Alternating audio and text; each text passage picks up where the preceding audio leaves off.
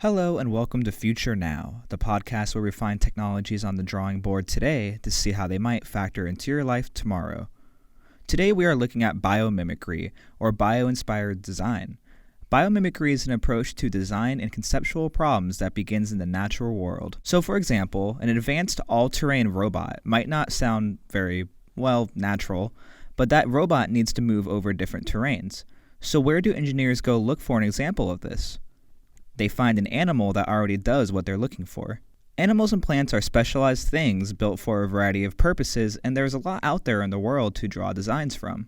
To get a look into how researchers do this, I spoke with two researchers at the School for Engineering of Matter, Transport, and Energy. Those people were Hamid Marvi, who designs robots with certain animals in mind, and Konrad Rykaczewski, who recently published some exciting findings about how rattlesnakes use their scales to drink water. So up first, we have Hamid Marvi. So my name is Hamid Marvi. I'm an assistant professor of mechanical and aerospace engineering here at ASU, our Fulton Schools of Engineering. And I work in the area of bio-inspired robotics. So our lab is called BIRTH Lab, Bio-Inspired Robotics Technology and Healthcare. And we work on a wide range of projects as it relates to medical robotics, space robotics, underwater robotics, soft robotics, and so forth. And most of our projects are inspired by nature. And what's some of the work that comes out of the BIRTH Lab? Regarding underwater / soft robotics, we do have a project on octopus-inspired soft robots. And so it's a collaborative project, and we're working with 4 other faculty members here at ASU, and one faculty member from University of Arizona, and then one from UCLA. And so it's about essentially learning how octopus interacts with environment, collects data, and then makes decisions, and then controls all of its arms with so many degrees of freedom. It's a pretty challenging problem. It's a high-dimensional system, both regarding the sensor information that they take, and also the number of arms with so many degrees of freedom that they have to control after they make decisions. So that's why it's a particularly interesting problem for us as engineers to see how this animal has been able to solve such a difficult problem and what we can learn from it to develop better robots. I can also give you another example, mainly for all-terrain robotics, search and rescue applications, and that's inspired by Basilisk Lizard. And so Basilisk Lizard is essentially a versatile animal that can move on dry sand, wet sand. It can run on the surface of water, and it can swim underwater. And so what's really interesting about this animal is it can transition from one environment to another very quickly. And the time scale for making these transitions is so small that it makes us think a lot of things that are happening for these transitions are passive. And so it's embedded in their design. It's a smart design that allows them to make so many quick transitions from this environment to the other, which have fundamentally different physics, and the forces applied in one environment compared to the other are fundamentally different, and so it's a very different problem to deal with as it relates to dynamics and controls. So we are developing a robot called Basilisk Bot, inspired by Basilisk Lizard, and so our goal is to be able to achieve locomotion on all of those terrains, essentially dry granular media, wet granular media, and on the surface of water and underwater. And why do you turn to design of animals when you're designing robotics? Where does that idea come from? It's a very good question. So there are a lot of challenging engineering problems that we're dealing with on a daily basis. And the solution to many of those problems are already out there in the nature. And those solutions have been evolved over millions of years. And what we have right now in hand in the nature is is a solution that's been good enough to survive for so many years, right? So that's why we think it's a very good idea to take a look at the biological systems and see if we can find a champion animal, a model organism that is that essentially does what we are interested in doing, and see what we can learn from it. So the idea is we want to find the right biological system for the problem that we have in hand. We want to design and perform the right study to understand the mechanism we're interested in, to see how the animal performs what we are interested in performing, and then transition the technology from the biology to the engineering side, right? So we are not copying the biological system. We're not interested in doing that, and in many cases it's not even feasible to copy the system. What we are interested in doing is essentially learning the fundamentals, the principles, right? So to understand how this mechanism works, and then we can improve upon that. We can optimize it. We can enhance it, and in some cases we can even do better than what you observe in nature, because what the animal does is a wide range of different tasks, and the system needs to be able to handle all of those tasks. As opposed to in engineering, we are not really interested in doing all of those tasks, right? So let's say our goal is to move on a very smooth surface. So then we look at geckos and the gecko hair and see how it attaches to very smooth surfaces like glass. And then we focus on that particular part of their design, and then we translate that technology and bring it to the engineering side. So that's why I do want to kind of emphasize on this to make sure when we talk about biomimicry, it's really about learning the principles and fundamentals at a high level, and not necessarily copying what we see in the nature. And so it seems like you start with a need, and then you try to find the animal that matches that need. Exactly. Okay. Exactly. And that's not a trivial step, right? So finding the model organism is usually the first step, and is one of the most challenging steps. And that's why we usually collaborate with biologists to make sure we take that step very carefully. And otherwise, we're going to start a project that may not end to anywhere, right? So if you're not studying the right biological system, then you're wrong from step one. So that's a critical step. That's why these kind of projects are usually highly interdisciplinary, and we usually have biologists on the team, almost always. Are there any broad needs in robotics design in general that biomimicry can address? I can give you quite a lot of examples in that sense. So a lot of the technologies that you see right now, they are essentially inspired by nature, right? So for example, soft robotics is a pretty hot field right now. It's got a wide range of applications, right? So for interactions, safe interactions with humans, being able to handle delicate objects and so forth, it's proven very effective. The idea comes from nature. A lot of most of the biological systems that you see out there, they're not rigid, right? So they have soft components, and so that's where the inspiration comes from. Another example is swarm robotics, the idea of having a lot of robots working together to do a task. That also comes from nature, right? So when birds fly together, fish swim together, ants work together to perform tasks that each individual ant may not be able to do, that's where the inspiration for swarm robotics comes from. And there are many, many other examples. So in material science, for example, people are trying to develop really tough materials inspired by spider web.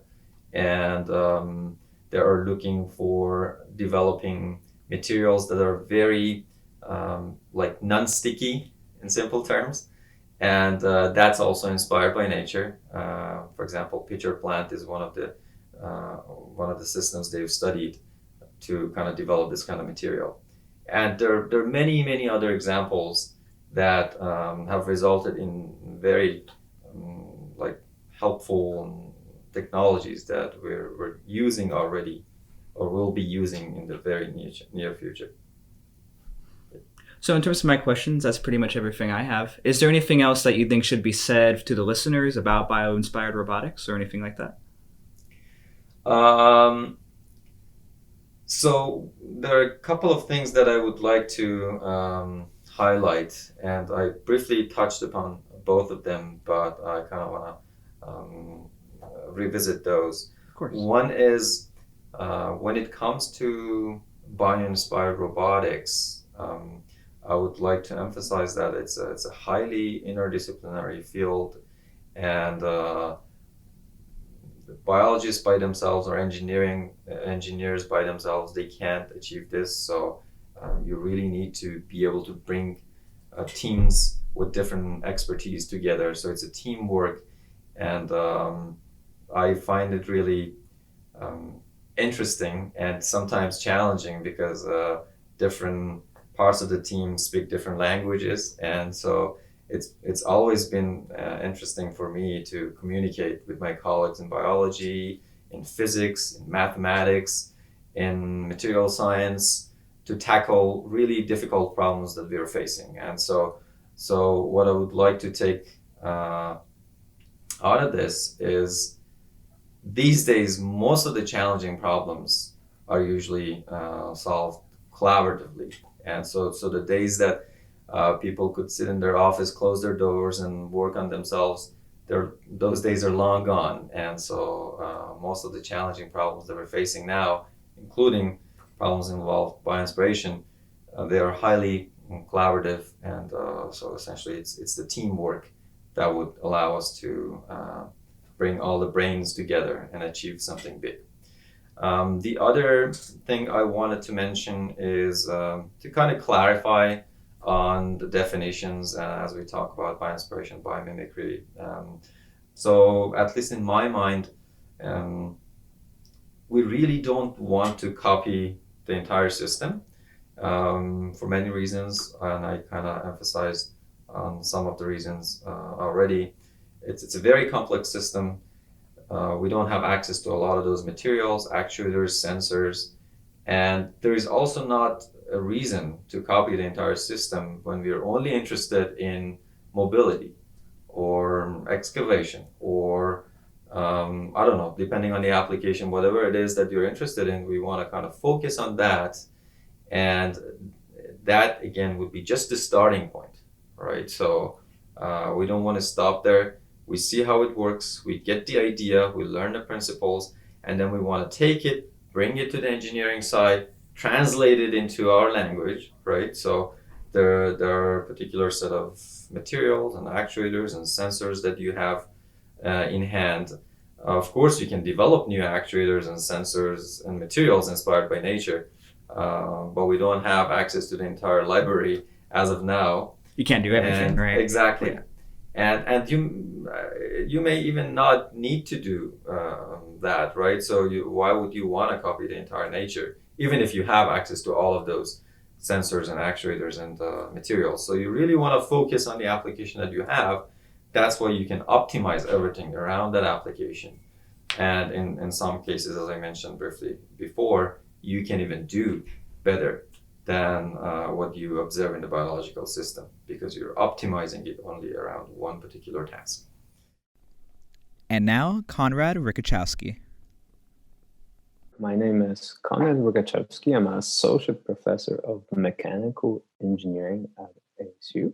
Some of my work focuses on either studying natural examples of special surfaces that have some kind of interesting chemistry or nanostructure or kind of surface patterns that combine these two that achieve some kind of interesting functionality in nature. And often we try to take these ideas and translate them into something that could be useful. And what are some of those uses in a sort of practical sense? If you look at one of the interesting characteristics they find in nature is that by employing combination of nanotexture and chemistry, plants can have kind of extreme wetting properties, meaning the way that a drop of water ends up looking like on a surface can be pushed to an extreme. So the liquid could spread completely, or it could just ball up and roll off. So these are called super hydrophilic for the spreading one, and then super hydrophobic for the self-cleaning or rolling off one. So obvious application are, for example, self-cleaning clothes or materials. You can think of your shoes never getting dirty and so on. Other ones that are a little bit less obvious are, for example, increasing efficiency of condensers in the power plants, which could, on average, annually increase efficiency of the entire power plant by about 5%. And then lastly, kind of, I guess I mentioned in this in relation to the rattlesnakes, there's some interesting routes that people are trying to collect fog in coastal regions that are very arid and don't have really other water sources, and they actually use it as a water source, kind of coastal regions. So here are just some examples, but there's numerous other ones that exist. So how does biomimicry help develop these thermofluidic systems? Or another way to think about it is, why turn to looking at the natural world when developing these technologies? Well, there are 3.8 billion years worth of designs out there that could be interesting. So in a way, for me, it's partially fun and curiosity. We live in a interesting region where there's a lot of very specialized plants and animals that develop routes to survive extreme climate where rains come very rarely, and it's often very, very hot and very, very dry for long periods of time. So for me, it's an interesting route to go out and look at these things, and potentially there's a large payoff because we might discover something that we have not thought of yet. And the worst case scenario, we played with plants and snakes and kind of look at cool nanostructures that they have. So it's a fun, it's a very small component of my research portfolio, but I think it's a very fun and potentially high payoff effort. So we can shift a little bit and just talk about the rattlesnake project. Pretty simply, can you just tell me about it and what you learned studying rattlesnakes? I was put in touch through the ASU Biomimicry Center with Dr. Garden Schuet, who is a herpetologist that has been studying rattlesnakes and other related animals for decades. And he lives in southern Arizona. He's the science director at the Chiriquoya, if I'm pronouncing this right, Desert Museum. And one of the behaviors he has observed in field repeatedly is called rain harvesting. So rattlesnakes can survive for extended periods of time without drinking. They do get a little bit of water from eating prey and so on, but in general, they still need to drink water. So when rain comes, they emerge, but there's a problem. As you probably know, we very rarely see puddles in Arizona. If we do see them, they're pretty temporary. And rattlesnakes don't really move or move long distances to catch anything. I mean, they're relatively known for just kind of like a alligator sitting and waiting till something comes and then they can eat it. So they doing something like going to a river to drink, going to a lake is relatively rare. Since puddles evaporate, they need to find they found a cool route to actually collect the water. What they do is they coil up, they flatten their bodies from kind of a circular cross section to almost a pancake, and they start collecting the water on their backs. They can turn their head around and then proceed to drinking it. So then they have longer to drink it than they would if it was just a puddle and so on. What is interesting and caught my attention when Goina was explaining this behavior to me was that droplets appear to just stick to the snake, which is counterintuitive because you always think of snakes being very clean, so probably more super hydrophobic, and I've seen examples in literature of that. Consequently, this was something potentially unique, and it turned out that actually they do have very interesting nanostructure that resembles, if you imagine sand dunes. So these kind of directional channels that are kind of wavy, but maybe look a little bit like a labyrinth if you kind of close up. So they have these on a very, very small scale, maybe 100 nanometers. And these channels turn out to be just shallow enough and just deep enough to be somewhere in between this hydrophobic and super hydrophobic behavior. So there are still drops who are kind of balling up on it, but because the channels, water penetrate these channels, the droplets could not really move effectively across the surface, so they were kind of stuck attached to them, which for the snake translates into kind of improved efficiency of collecting rain, right? Because the droplet, when they fall, they might split or whatnot, but if they touch the surface, they're stuck unless you form a really big puddle. If you compare that to other snakes that we looked at that live in the same area, but don't show the rain harvesting behavior, water falls on their scales and kind of just slips off or rolls away. And consequently, it appears that the rattlesnake has evolved nanostructures on their back to help them collect rainwater. And that is biomimicry. There are a lot of researchers across a variety of areas of study using biomimicry in their work. So check out the Biomimicry Center and see if there's anything you can learn from nature. For the State Press, I am Balin Overstolz-McNair.